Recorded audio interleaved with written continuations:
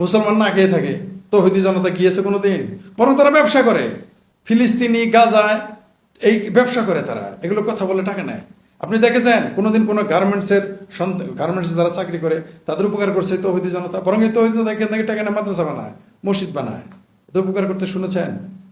এই তৌহিদি জনতা কারা? এই তৌহিদি জনতা দেখবেন মুক্তিযুদ্ধ প্রশ্ন, গণতন্ত্রের প্রশ্ন, ধর্মনিরপেক্ষতার প্রশ্নে, বাক স্বাধীনতার প্রশ্নে, নারী স্বাধীনতার প্রশ্নে এরা তখন সামনে দাঁড়িয়ে যায়। নারীর পোশাকের প্রশ্নে এরা দাঁড়িয়ে যায়।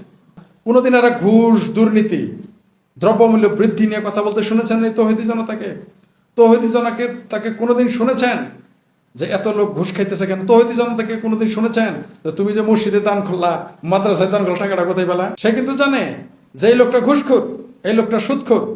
আমার এলাকায় একজন সুদখোর আছে, সে তেকাপ করে, মসজিদের ভিতরে সুদখোর বসে তেকাপ করে। আমি হাসতে হাসতে আমার দম বন্ধ আসে। আমি নিজের চোখে দেখেছি আমার এলাকায় সুদখোর প্রতি বছরে তেকাপ করে।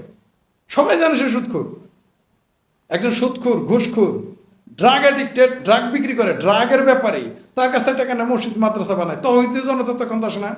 তৌহিদি জনতাকে কোনোদিন শুনেছেন একটা ইয়াবার ব্যাপারীকে গিয়ে গ্রেপ্তার করেছে, তার বাড়ির সামনে গিয়ে মিছিল করেছে? কোনোদিন শুনেছেন কোনো ঘুষ করে বাড়িতে 10 তলা 5 তলা বাড়ি হলে যায় বলছে যে এই বাড়ির মালিকের তো ঘুষখোর? বলছে? বলে নাই।